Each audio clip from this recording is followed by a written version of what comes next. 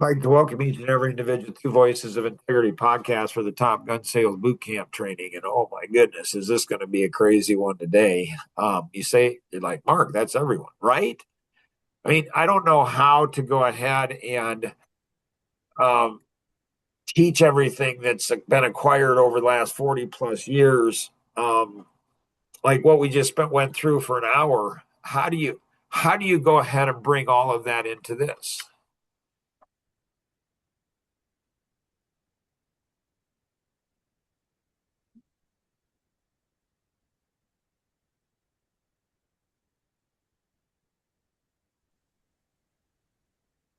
So it's it's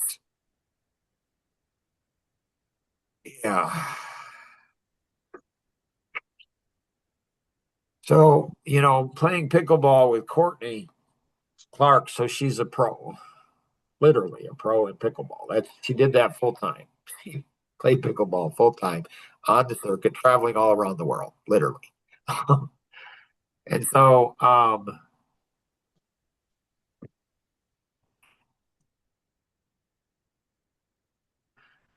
pretty sure she's never had a student like me before, ever. So it's gonna be interesting where this one goes today. Um, Nora, what you got? I had 29% yesterday. Nice. And okay, so talking to a gentleman, and it seems like this is a lot of people's biggest challenges. Um, and it's accounts receivable.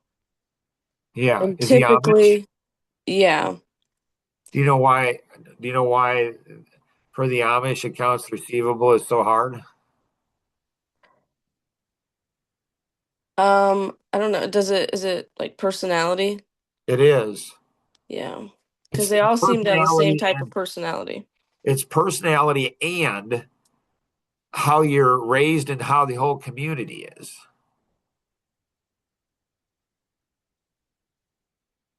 And Okay, so, so what's the advice that you would, because he doesn't want to like grow his business. He likes the way it is. He's right. has been in the RV factory. He's not How a much huge fan of developing people, so he works in the RV factory and then he does part no, time? no, he has previously. He works from Gotcha. home now, How but old is he? I did not ask that. What's your guess? Like in his 30s, maybe mid Okay. 30s. Gotcha. Gotcha. Okay. Caveat. And how much does he have in accounts receivable? I didn't ask that either. So So when you're looking at sales, when you're looking at sales, it's so much about the questions, right? Hmm.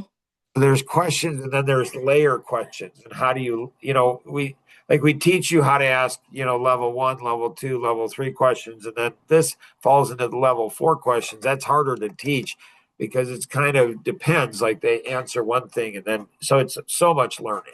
It's unbelievable. So those two questions, anybody know why his age is so important? What's he do? What kind of business? I would have to go back on my notes. Hang on. Okay. So it's amazing to me. I'm pretty sure I've never shown. Did you guys all know that I went ahead and had a paper out as a boy, Yes. and I went ahead and worked. It was in Chicago or suburbs of Chicago, so 30 miles west of Chicago. So messy, wet winters and big Chicago Tribune, and you could only fit 10 newspapers in your basket on your bike. And you're riding it and you'd wipe out, you'd crash, papers would go all over the place. And so I don't know, I'm probably 12, 13 years old. And what am I thinking during the cold and the rain and the snow and the freezing bitter temperatures? And what am I How thinking? fun that is. So I'm thinking I don't want to do this the rest of my life.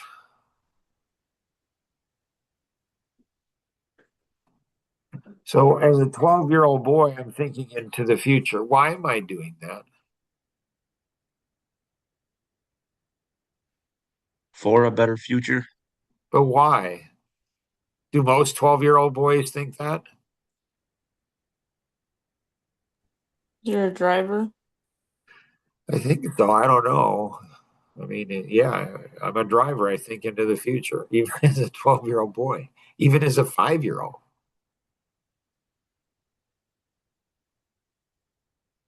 So I'm thinking into the future, and I'm like, and what is it? What's amazing to me about young men in their 20s and 30s?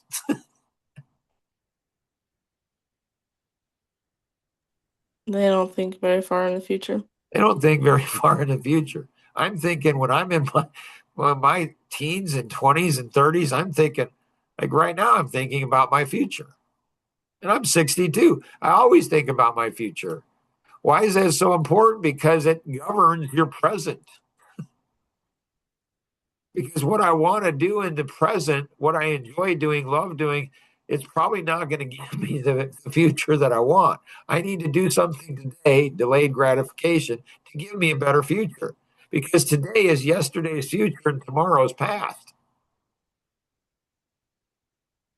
And so, he's going to enjoy. I mean, I said to another client, and the client mocked me or just dismissed me. So this client, I said to this client, he's in the accounting business. And it's like, I said, my experience, like, how do you disagree with somebody's experience? But this client did.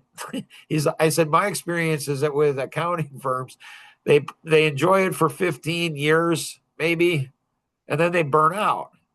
He's like, that's not true. My experience isn't true. So I didn't argue with him because he doesn't like it. Fine, whatever. And so he doesn't see into the future. So I know that if people don't want to develop people, it's okay. They're just not seeing into the future. Like they're not seeing into the future. See, when you're growing, you're changing, which means what I like today, I'm not going to like tomorrow. What I like today is going to bore me tomorrow. It just will. Because we're challenged and we have to be challenged. And so in pickleball, I said to her, I said, I have 9 questions for you. She looked at me, cocked her head, and smiled. She's like, okay. So I said, my first question is, I don't know what my goals are in playing pickleball. And she says, really? And I said, yeah. And I said, I don't know if I want to get better. And she says, well, why are you here then? I'm like, right? And she just looked at me and she said, why don't you want to get better? I said, because I'm destroying everybody. I mean, Saturday I played pickleball with 2 of the best guys out of 50 guys, and I pickled 2 of them. I'm playing full court. Like I'm destroying them. And we had a great conversation about that on the goals. Like, well, we need to know short-term goals and long-term goals. And so I know his future. He's going to get tired of doing the work eventually. So that's where his age is very important. Age is very important because you can tell, well, this is what they're going to do. And most people, 75 to 95% of people don't think about the future. All they do is live in the moment or in the past. They're not thinking about the future. What kind of future do you want? Well, if I want this kind of future, what kind of present do I need to be in? And so that's the one. The second is you have to know how much is in accounts receivable. That's very important. Is it $1,000? Is it 20,000? The other thing you need to know is aging of accounts receivable report. So what that shows is how many are going to be more than 120 days late, how many are 90 to 120, how many 30 to 60, and how many before 30. And so you learned a lesson where you talked to somebody and they had $3 million with the Amish that's not collectible. That's a lot of money. But in the community, you don't go ahead and confront people. Why? Because they might confront you. And so what you do is it's a mess and it's hard to do business because people don't pay on time and people don't pay and there's no accountability and it's very hard. Does that help, Nora? Yeah. Cool. Good work. Good work. So the 4 hours, what we want to do is we want to say, okay, how do we get, like, does a text count for a phone call? A text could be more valuable than a phone call. It definitely should be more valuable than an email. A text, email, and a phone call. Now that's power. That's real power. So how do you make those 4 hours? How do you get more points? Because the points are going to equate into sales. They just will in the PPA. Kenny, what you got? So in regards to what we talked about this morning, how do I mean, in the cabinet installed part, I kind of just threw Luke in there and hey, make it, do Yep. work. Yep.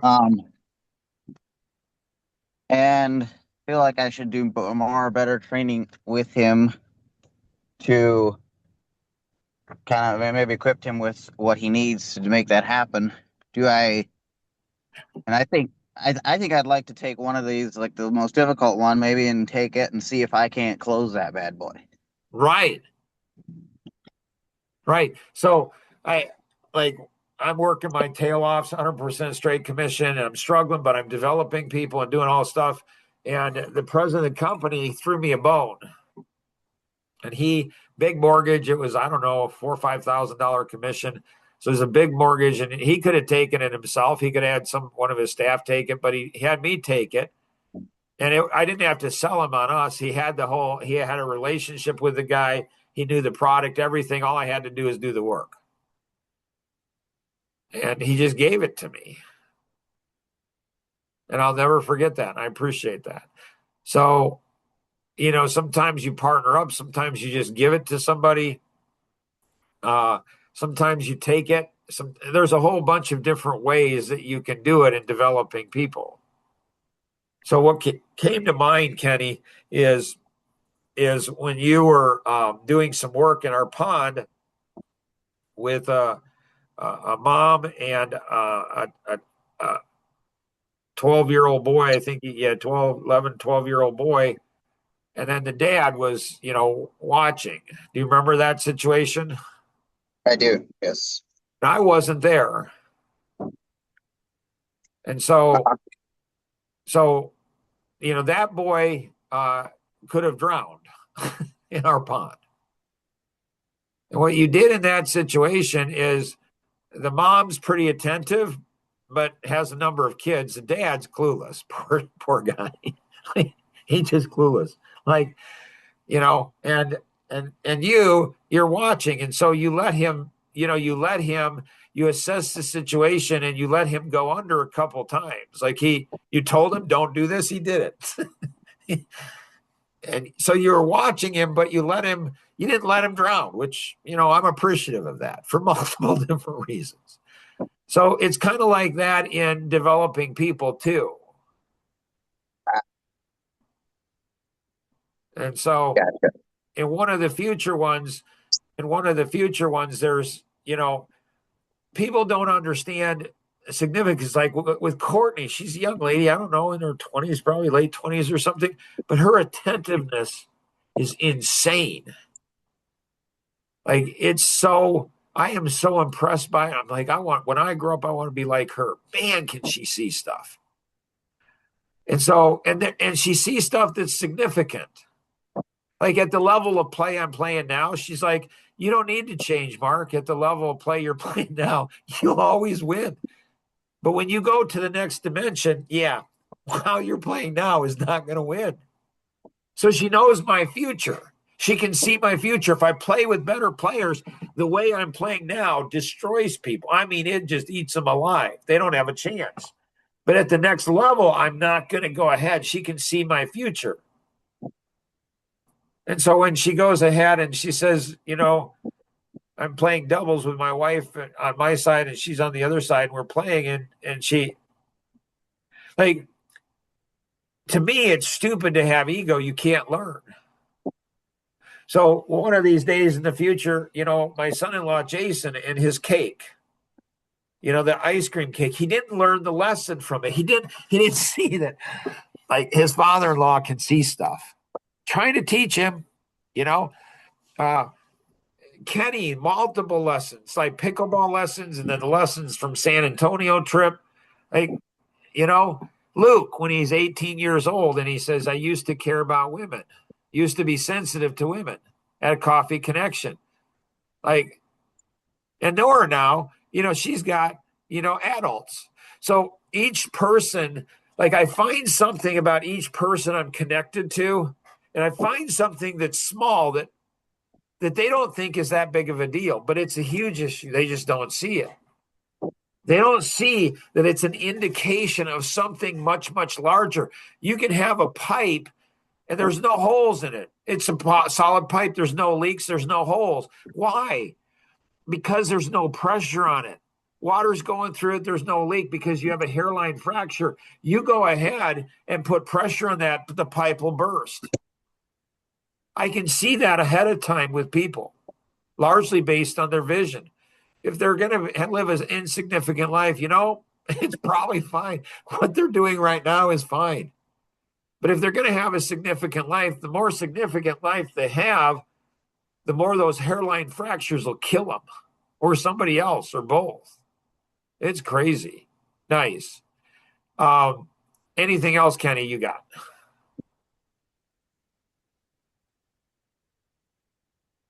So maybe it's when you see significant things in people, like in each one different person, maybe it's not that it's a huge deal. It's fine now, but if you ever, it's fine where you're at now, but if you ever change or if you ever grow, then it won't be. Right. That's the autism principle. Like we had Mike Couture, he was autistic, and I had to learn to, like, he'd get all upset about stuff. It's not that big a deal. And then the stuff that's a big deal, he won't get upset about. It's weird. But every human being has that autistic principle. They just don't see it. So what I learned with Mike is when you get all dramatic, like about stuff, I mean, Mike, settle down. And he'd get settled down. I'd be like, okay. And I say, Mike, this situation right here is not that big of a deal. Yet! But in the future, it's going to be a huge issue. Because if you're around me, you're going to grow. You just will. You just have to. Otherwise, I just, you know what? There's rocks in my yard, a lot of them. They're not going to grow. They're going to be the same yesterday, today, and forever. But people, you know what? If people are going to be around me, they're going to grow.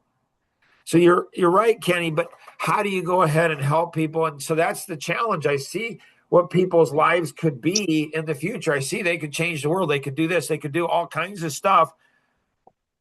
I see their potential. Maybe that's the new tweak. It's like, maybe that's what I'm looking for in the adult principle. It's like, if I could point something out to you now, okay? I could point something out to you now. But I don't like Tom Kuntz and his grandfather when he said the Grandpa Chappelle principle. He said, Tom, what I'm going to share as this 15, 16-year-old boy, he said, what I'm going to share with you now is not going to seem like it has any significance. All I ask is that you write it down because it will in the future. So I'm trying to connect all these things together to condense it down to go ahead and say, you know what, if your life is going to be insignificant, what I'm going to say, if you're going to have an insignificant life, what I'm going to say right now has no significance either. If your life is going to be significant, like I think it could be, then what I'm going to say has tremendous significance to you. It's your choice. You get to make a choice. Ooh, I love how the dots are coming together. Anything else, Kenny, you have?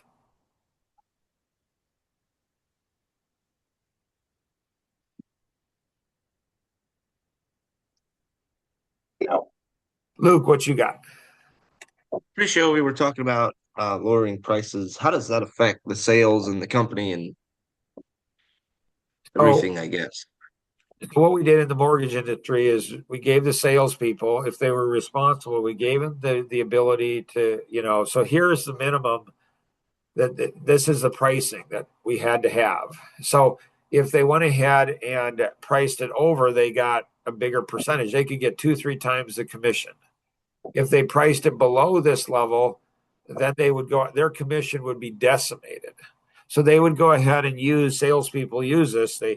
Well, I'm just trying to get into the account, so I'm getting a better price. Okay, well, that's fine. If you're just trying to get into the account, get a better price, that's fine. But you'll cut your commission in half. Or if you cut it below this, you don't get any commission. Well, I want my full commission. Okay, well, then charge the full price. Well, I need to get into the account. Well, if you're going to get into the account, then if we're not going to make money, you're not going to make money. And there's overhead that has to be paid and everything else. And so when you a company, a good company, I just looked this up the other day, an average company will earn 7% profit. 7%. So if you lower your price by 7%, you wipe out the whole profit. And so lowering prices, now if you can raise the price by 7%, you just double your profit. And so that's where in sales, you got to learn how to sell. You don't sell based on price. That's just order taking. Your selling doesn't start until you get a no. And so, do you believe in what you're doing? Do you deliver what you say you're going to deliver? Do you go ahead and bring more value than the competition? Does that make sense, Luke?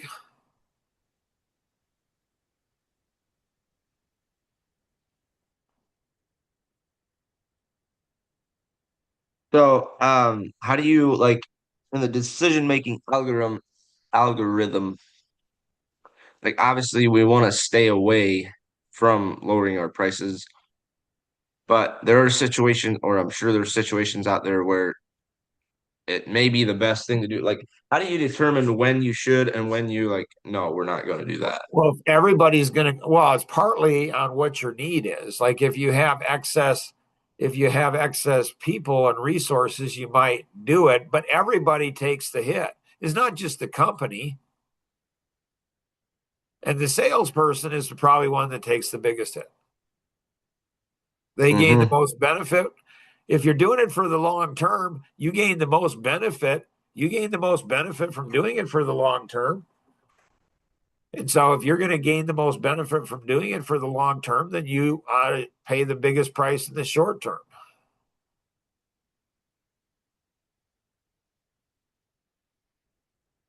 That makes sense. Cool. Anything else, Luke, you got? Nope. Anybody else have anything else?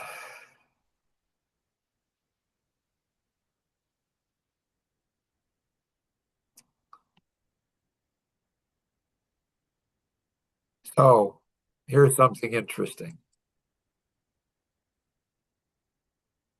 So my wife and I are writing a book on Pickleball Changed My Life Forever. And so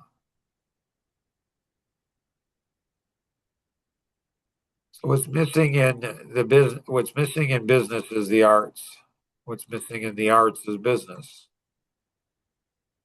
So you guys are going through the leverage course, but are you really internalizing it? Do you understand?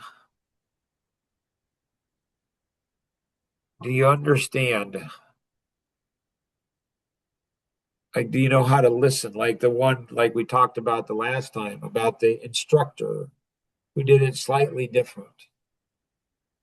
And I was paying attention. And if I wasn't paying attention, if I wasn't working hard and paying attention, I wouldn't have my finance degree. There's a lot that I learned in my finance degree. Like the number one principle in all of money is risk and return. High risk, high return. I wouldn't have, it sounds common sense. And if you say, I understand that, do you? Do you really? Are you sure? I'm not sure you do. if you're ego, then you're going to say, I do. And then show me if you're ego, if you have high ego, you're going to say, yes, I am. And here's all the evidence. If you have no ego, you're not going to explain yourself. You're just going to go ahead and say, well, like, what do you mean by that, Mark? And so leverage, leverage is, so I'm gaining access to very affluent people. I'm investing a lot of time and now even money into this. And so you guys have an opportunity to go ahead and, be one of the sponsors of this book. Will you see it? Will you engage in it? Will you look to do distribution of it? Same thing is true with the financial, freedom book. I mean, did you guys study that? Do you guys know how much work you have to do to generate a lead? Do you know how many people that's going to get in front of? Have you? I mean, if you put in 2, 3, 4, 10 hours into the financial freedom booklet, you will get 100 times that in return. You miss one little tiny piece in that, and you'll lose millions of dollars. You won't even know it. Same thing with the pickleball book here. So what's missing in business is the arts, and what's missing in the arts is business. So here's a song that was written on the Your Voice in My Headset about friendships. Nora, did you listen to this song yet? I did not. I did see one song and read some of it, but I don't know if it's the same one. I think it is. Did you understand the song that you read? Not really. Right? I'm like, what? Like, I understood it, but it's not like this is the song. And I think if you guys can't hear it, let me know. Here's the song.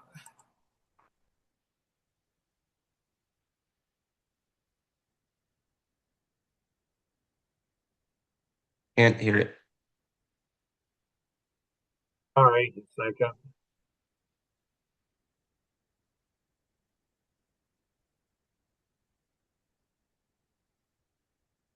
All right, I'll try it again here. I'll optimize it.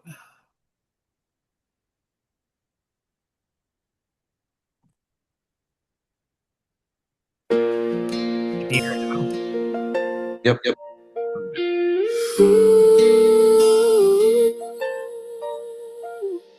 We learned to laugh from a distance, nodding past the time. Built small safe rooms of silence where words can never climb. You held a light for strangers, a mirror for my shame. But deeper than the comfort was the courage to say my name. When truth arrived like thunder, I could either run or stay. You stood with steady quiet and let the harder words be weighed. Give me a backstage pass to the hard way. What happened?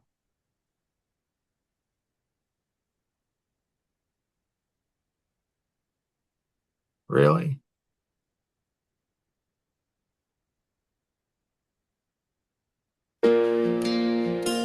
The easy lies where the scar becomes a map and the silence learns to cry. Hold me when I'm honest and sharpen what I am. If love is just a shelter, be the storm that helps me stand. You asked me for my failures and the parts I keep behind. Told me growth is not a verdict, it's the work we choose to find. We lost some softer people who could not meet the call, but in the empty seats I heard one truth better fuel all. You taught me how to listen, how to name the things I hide, how to be a friend to my own tears, how to sit with pain and write. Give me a backstage pass to the hard way. easy lies where the scar becomes a map and the silence learns to cry.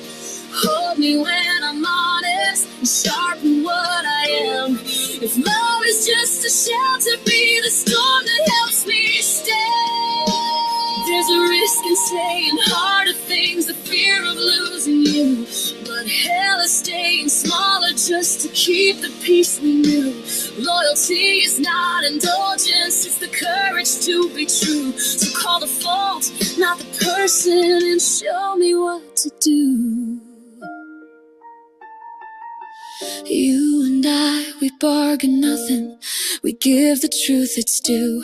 The highest kind of kindness asks for more than we thought true. So give me a backstage pass to the heart where we trade the easy lies, where the scar becomes a map and the silence learns to cry. Hold me when I'm honest and sharpen what I am. If love is just a shelter, be the storm that helps me stay. If every measured hurting is a lesson that we keep, I'll take the wounds for waking and the nights you stayed awake. Backstage pass to the heart, come in and don't depart. Teach me how to be a friend, teach me how to guard my heart.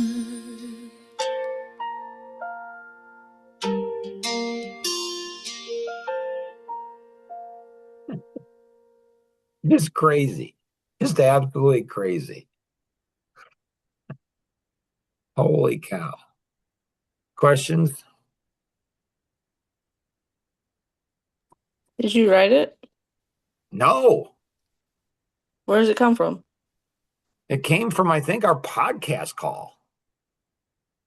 Like our friendship podcast. I don't know. Like, I'm not sure. I think it came from there. So, did I write it? Sure. Not like the other one. Like, dang, like this one here, the depth of this one here. I'm like, what is it saying? Like, holy cow, is that profound? Like, wow.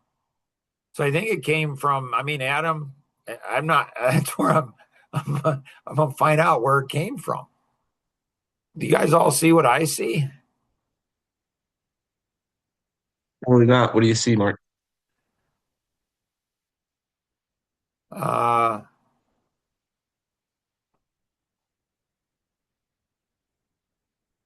Gateway, like Dreamscape, like you guys are too young to understand its vision.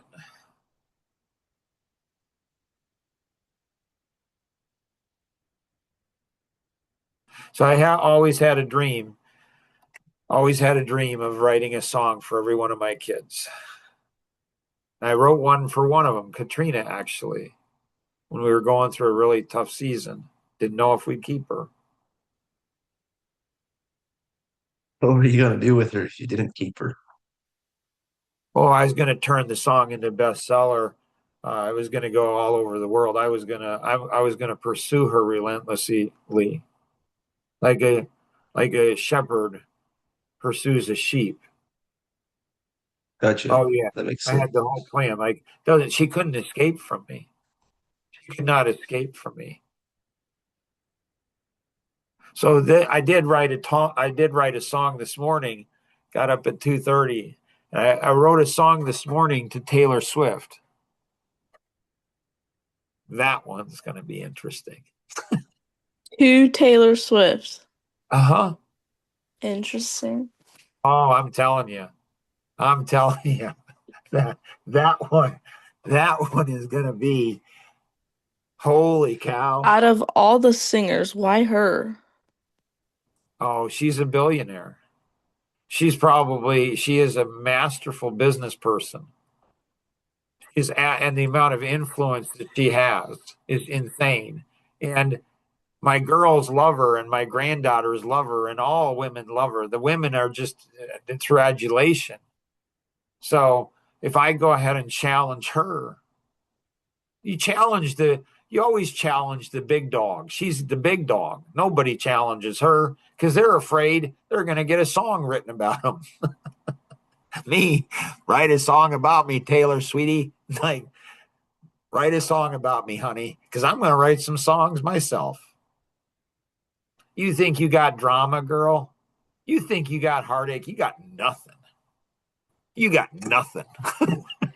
I see your drama. Raise your drama by 10. I see your heartache. I raise your heartache, girl. You don't know what heartache and pain is. You don't. You just know that, you know, sometimes if you make stupid choices multiple times, you can become a billionaire. Like, write another love song of heartbreak. Huh?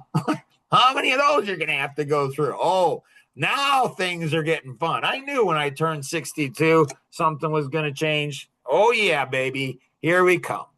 I don't know why people are worried about me. Not sure. You guys are awesome. Thanks. Bye.